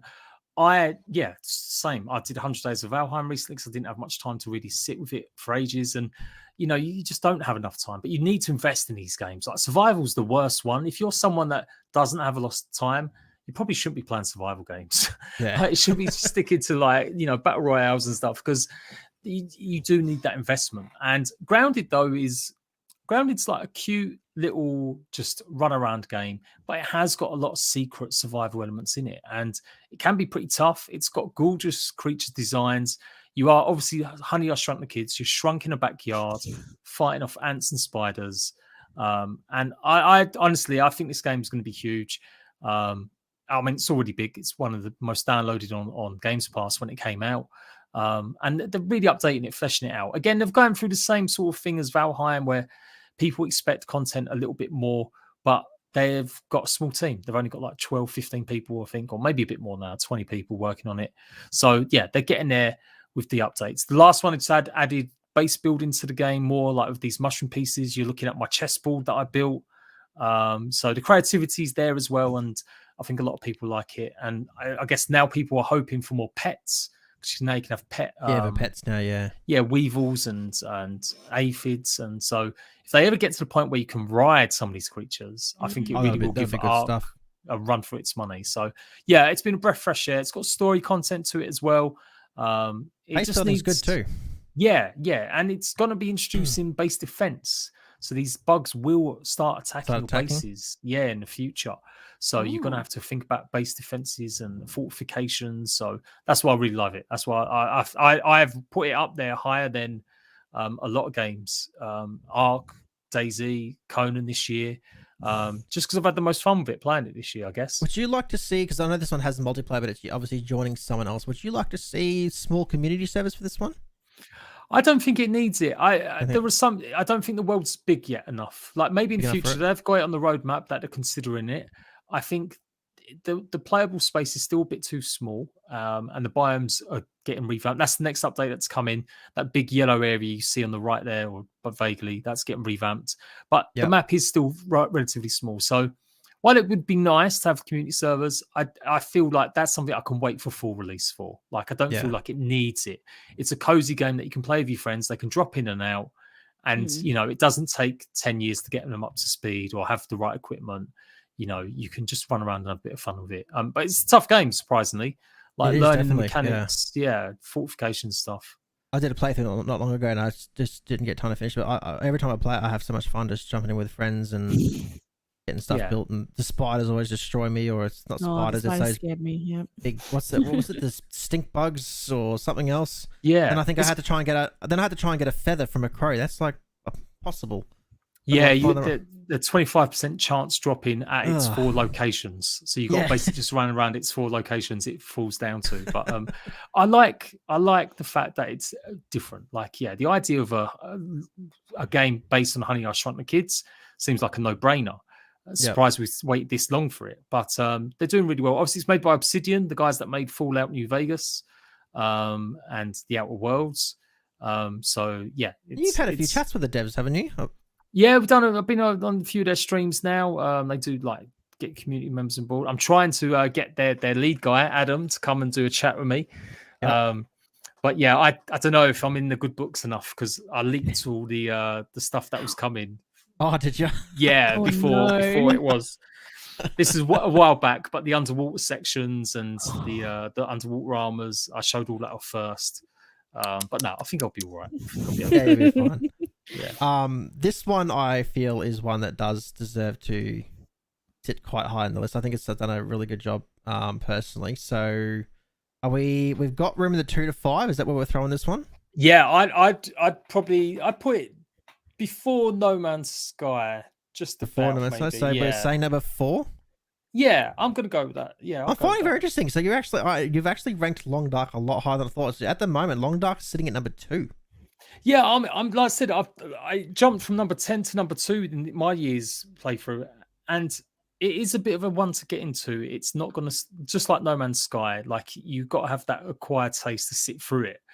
Yeah. But once you break through the first few hours where you've learned how to make a splint to bandage your broken leg, and you've learned how to dry your socks out because they've got wet in the snow, you start to enjoy it a lot more, and you start to think about, right, I'm going to this area, what am I going to need? Should I take my gun? Should I take my 6 bullets? Will I come across some wolves? Am I going to have enough kindling or wood when I get to this cabin to set a fire? I love all that stuff, like really planning it out. Like the only problem Long Dark still has a little bit of cumbersome with is the controls can sometimes still be a bit icky, like trying to work out how to do it. Everything's a bit tedious kind of thing. Break it down. Yeah. Jade's the man. The Last Furian says. Hey, a bunch of my rat bags. Sorry, guys, I've not been saying hello. I've just been everyone talk. Hobgoblin, hello. Also, you have a beautiful beard too. Apparently, thank you. A beautiful beard. It's getting a bit grey. It's a very nice trim beard. It's very good. Bit of grey there. It shows the wisdom and experience in the survival. Yeah, that's it. I'm an old man of survival now. Okay, we don't need to talk about Minecraft. We all know what Minecraft is. It's still, correct me if I'm wrong, like the #1 gaming game on YouTube that people still watch and put content for. Minecraft, and it's a game that started Jade's career to where he is today. So Minecraft, how is it doing 10 years later? 10? Yeah. What do you guys like about Minecraft? I've played a little bit of it.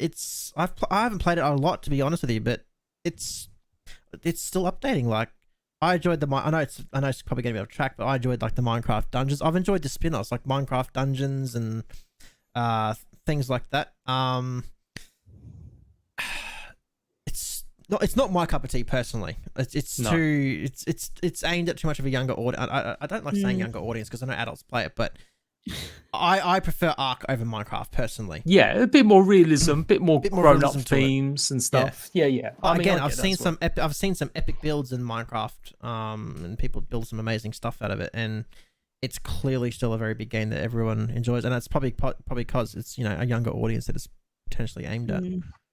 How about you, Trish? Oh yeah, I've played many hours of this, especially on the Java edition, with like adding mods into it just to spice it up a little bit, because playing it just vanilla gets a bit repetitive and samey. Adding like mods and just a little bit, like there was one that I played and it made it really hard, and I jumped straight into it. I can't even remember the mod's name, but yeah, died like straight away with the different mobs that they added to the mods. Yeah.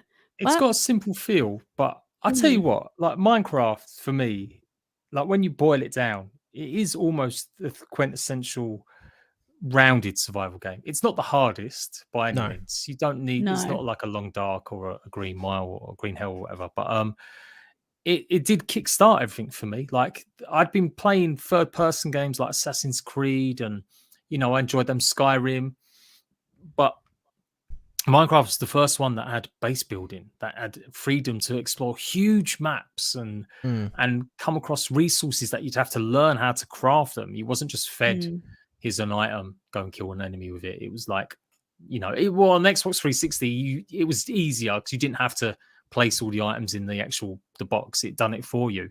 But even then, you still had to find the items to craft it. And so, yeah, it's the game I've spent the most hours in, like thousands and thousands.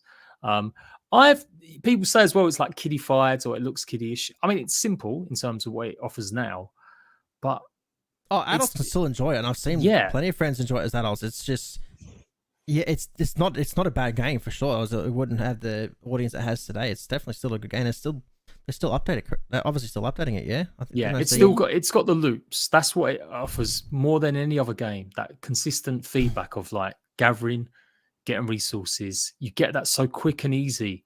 It's not an easy game to get some of that stuff. You want to build a huge tower or a castle, you're going to have to grind for days, weeks, but it's still giving you that feedback, that good feel when you're crafting, the sounds, the motions, the stuff. That's why even when it's simple graphics, it feels rewarding to play, to me anyway, when I play it. But yeah, it's been updated still. Obviously, it's got its new Caves and Cliffs Part 2 coming out at the end of the year. It's play it on mobile. You can play it on mobile as well. I know it's still not part of Game Pass, but I mean, I know if cloud gaming you're going to be playing on mobile probably anyway. Yeah. If I could only take one game on a desert island to play for the rest of my life, I'd be stuck there forever. It probably would be Minecraft. Okay, Minecraft, eh? Yeah, I predicted that. I predicted it would be number one. I don't know if it's your thing. You're going to be vote number one, but I predicted because of the life it's had and how well it still does, it'd be hard to move off a number one spot. Well, so in survival terms, though, it does lose points. It's correct, not as strong. It's not as hard. It's you need to eat and drink, which is more than some of the other games listed, but it doesn't have enough. It's not hard to do that. No. No. So I would say I'll say it now. You could probably bump up Long Dark to number one, and Long Dark number one. Okay, let's put the list.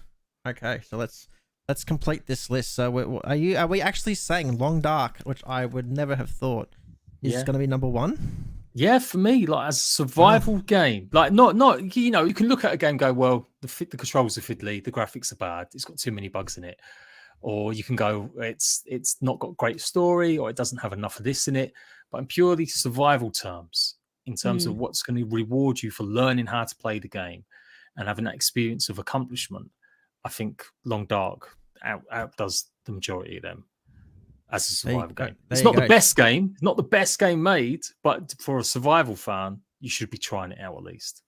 Yeah, it's a great game. Long Dark. Don't get me wrong. I can't remember how many years ago I was playing it. It was on PC at the time. I don't think it was on Xbox, but I played this for ages. Yeah, I was going through it, and it was quite popular at the time, and people were helping me out and saying, "Oh, you know, go here," and all that kind of thing. So, are you saying Subnautica's number 2? Let's just go to the list. So, are we saying Long Dark coming at number 1? Yeah. Are you saying Subnautica number 2? Yeah. Or Minecraft 2? I'll go with Subnautica 2, Minecraft 3, Grounded 4. Yeah. No Man's Sky coming number 5. No Man's Sky. Yeah. Yep. I just realized, listeners, so we got Long Dark coming at number 1, Subnautica number 2, Minecraft 3, Grounded 4, No Man's Sky comes in at number 5, Ark comes in at number 6. So anyone that might have been expecting Ark, I'll be honest, I did expect Ark to rank a bit higher, so a bit surprised there. Conan Exiles coming at number 7, Breath Edge coming in at number 8, State of Decay 9, DayZ 10, Frostpunk 11, Craftopia 12, and Fallout 76 takes the bottom spot at number 13. I tell you what, I wouldn't even do Fallout today. I'd probably put Craftopia as the bottom. I just don't think Craftopia is coherent enough. Like, it doesn't have enough fun. Like you mentioned, some of the other things we're meant to be judging on, which I've kind of forgotten about, is are they fun to play? Like, are you enjoying it? So maybe some of the games I've put up high, not everyone's going to find fun. But certainly, I would still say in survival terms, that's a pretty fair. Goblin says Ark should be lower, but what would you if you were going to put Ark lower? What would you put in replacement of it? You're saying so you'd have to say Conan Exiles is doing better than higher. Ark. No, I don't know. I mean, I like I said, I give some of these games some stick over the years, but it's only ever because their updates have been where I don't mind a bug, I don't mind issues in games. Just allow me to play my game, like at least like log on and not get kicked off every 2 minutes. And even if it's only an hour, that's fine. But when a game spends a week where you're constantly getting kicked off a game because the updates broke it, that's the problem with some of these games. They don't spend enough time polishing that update before it goes out. And that was Ark's big problem, like in the early days. But now it still has its issues with its DLC and stuff like that. But I can't sit here and deny Ark should be a top 10 game. Like, you know, it should be.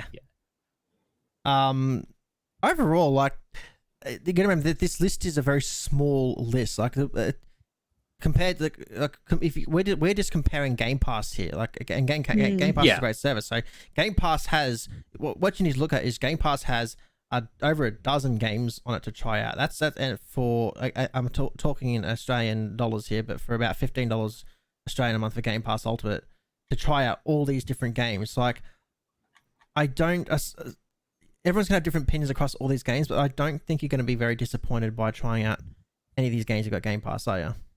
No, that's it. Like, you know, Fallout 76 even, play it on the server and you won't run into anyone, and if they shoot you, you don't have to worry because they can't really kill you.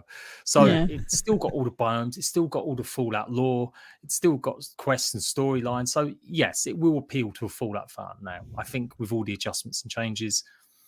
The other games, I'd say, why not? You just got to spend time. I think that's like you guys said, with all these survival games, you've got to dedicate at least 6 or 8 hours to them before they even get anywhere close. Poor pig. Where does Rust console go apart from the bin? Funny, so I'm going to bring up a friend here because I know Rust is not on Game Pass, but it's on Xbox, and I don't know where Jade would have ranked it, but because I tried Rust for the first time the other day, and I got a mate that one of my mods, and he's been playing Rust a lot, and he told me how he watched your latest video, and he didn't personally agree with it, but he's of the opinion that it should never have released to the current gen consoles, and they should just focus on the next gen.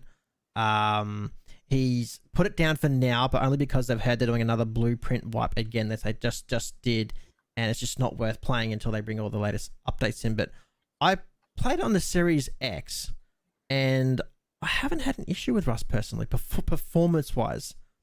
Yeah, it wasn't as bad. So after the shit show of the launch and stuff, in terms of like crashes, it wasn't that bad. It was more PlayStation had more issues at the very beginning. And since then, Rust will eventually be an okay game on next gen consoles. Yeah. But the fact is, if you are going to announce your platforms 3 years in advance, 2 years in advance, and say you're coming to them platforms, you've got to make sure your game runs at a good amount of thingy. Just like Cyberpunk offering refunds for the console versions, Rust promised a fair amount, and it's put itself as a full price game. It's not early access. Yeah, it's not worth full price, in my opinion. No, Well, it's not. No way. Like, if it put like, I would still be sitting here supporting the game if they left it as 20 quid instead of getting kicked out. It's $80 Australian dollars, eh? $80 Australian dollars what you got to pay. Like it's in my opinion, it should have released it at an early access price until they got all the updates that they needed, then bump up your price when you're ready to go. So let me buy it for 30-40 Australian bucks, but I Game Pass I shared with the Xbox system, so I didn't pay for it, but it's not worth $80 in its current state. Even no, it's miles behind the PC version, literal years, and it doesn't. Everything they keep saying, I don't just rag on games, because, like I said, I've explained how some of these games have had problems and issues, and I understand it's hard. And launching during COVID pandemic has been hard. But then there's some of these games have got a lot of money behind them, and they've had support. They've been developed by studios that know better, that have the experience. And Double 11 done Minecraft Dungeons. They're well experienced in doing ports. They've done ports majority of their game life over 10 years. So you think if anyone's going to be able to get it right, it's them. But they haven't shown that yet. It's just they're still behind. They keep saying stuff's coming out, and then it's weeks and weeks later that they're delaying it again and again. So yeah, if Rust was on Games Pass now, that'd be the only time I'd say try it. I wouldn't spend any money on it. Do you think it will kind of go? I think it makes too much for it to go to Game Pass personally. I think it will. I think you think it will? I don't think it hasn't taken off enough as it should have done because of the problems and issues. And you reckon they'll work out a deal with Xbox to have it on Game Pass? Absolutely. I think once they get the first set of updates out where they actually add new content, which we're waiting for still, I think probably towards middle of next year we'll see it come to Games Pass. That would make sense time-wise too, and that'll based on Ark coming to Game Pass and Conan, that's going to see a huge influx. I'm disappointed. Again, just like No Man's Sky, I was ready to have Rust as my number one. I was going to become a toxic little dude, just running around killing people, shouting names at them. Like, I've loved it for years. The idea of it. It's a brutal PvP game. Oh my god, I've lost so much stuff playing that game. But it's just not the same version as PC. And all the other games we've mentioned, they are, apart from mod support. You do get the same experience. Maybe the graphics aren't as great, maybe performance isn't as good, but it's playable. But Rust just it's missing so much content, and it's playable, but only if you've got next gen. Yeah, exactly. 100% agree there. 100% agree. So there you go, guys. We just ranked 13 games, and now you have the expert opinion of what games you should be playing. And for those still listening in, to recap, make sure you go follow Jade on all of his socials, his Twitter, his YouTube. They'll be linked in all the descriptions. We are providing him, thanks to Xbox ANZ, 3 months Game Pass Ultimate. So stay tuned on his socials of how he's going to give that away to you. One of his Ratbag community members, and if you want to become one of his Ratbag community members, go follow him over all his socials. It is youtube.com/JadePlaysGames. Correct me if I'm wrong. Is that the link? You know what? I don't know. The amount of times I've been saying lately, is it JadePG or JadePlaysGames? JadePlaysGames will bring it up on YouTube.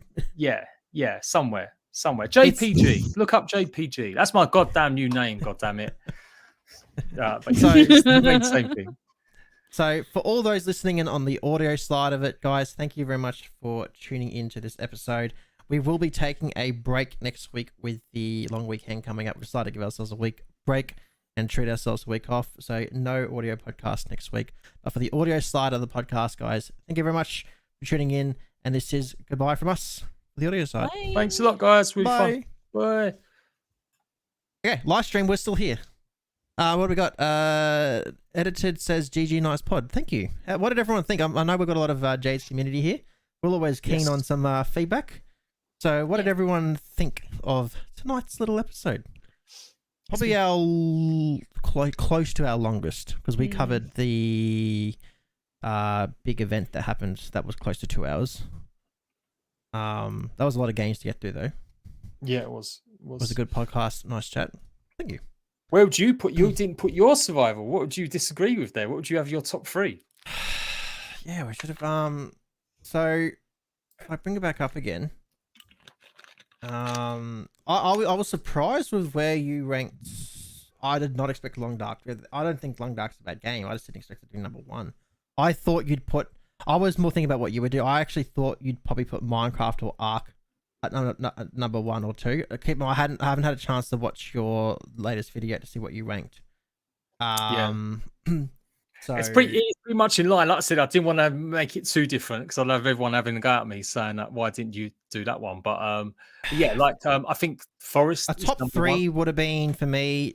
This is purely based on how much I've played them. Flip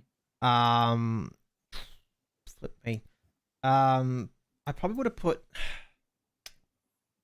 Grounded and No Man's Sky. I've really sunk a lot of hours into over the last year. Probably Grounded, No Man's Sky, and Ark, just because of mainly because of what Ark means to me. But it's again, I know it's hard because in its current state, Ark was better years ago, in my opinion. Yeah, they're the top 3 that mean the most to me. Yeah. What have I got 2 Trishas here now or something. Yeah, my thing crashed. My bad. Okay. I think the aspect I should have probably remembered was you did put them other categories. So you put like, is it more fun to play? And, has it got that aspects of it? And obviously Long Dark doesn't have base building, no PvP. So if you measure it that way, it probably shouldn't be number 1. But I don't know. Like, yeah, it's not the best game. It's not the funnest game. But yeah, it's just purely survival. If you're going off purely survival, Long Dark does run high. It's a hard survival game, that's for sure. Yeah. Like yeah. If fun wise, like Ark is still fun. Like you can turn off the tech stuff. Like you can not play on the other maps, the new maps, and play on the 7 other maps that are there. That's what I try and remember. From community servers, you can turn all that off, really. Yeah. It's just one thing I've got to remember as well when I criticize it. But I don't really criticize direction too much. Like I tell people I like primitive style more, but I don't really generally criticize that stuff. It's more just how they deliver updates for consoles. That's always been the issue with me. But it's okay. Came in somewhere in the middle, was good and very analytic talk. Good info. No, I appreciate that. We've been trying to tee up a date with Jade for a while. Obviously, Jade's a busy guy, and we're in Australia, and Jade's in UK, so you got to work out around time zones as well. So I've been excited to get this. I've participated. We're in episode 10. I DM'd Jade around episode 3. Give you an idea. So that's how long ago. So I was already had this plan near the beginning when we first started. Something I wanted to kind of do. So that was it was good. Appreciate you getting me on. Good to get that done. Guys, thank you very much for the live stream. That'll be. I usually try and raise them. Let's quickly send you over somewhere. Just real quick. Is Epic still on? Let's quickly refresh my tab. Epic is part of Couch Squad. I think, is she still on? Yes, she is. Okay, give me a second, guys. Why is this not working? Epic's playing some. I think she's playing Diablo. Yeah, Diablo 2. Or yeah, Diablo P. She's a Australian content creator. She's part of Couch Squad. Lovely lady. You'll have a good time over there.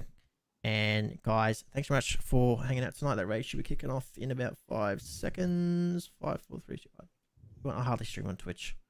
I'm a Twitch noob. Let's go. I think it's gonna work. Hopefully. Did that work? Did that work, Trish? Oh, yeah, it did. It did. Yeah. Yep. It did. Okay, let me end it over here. Okay.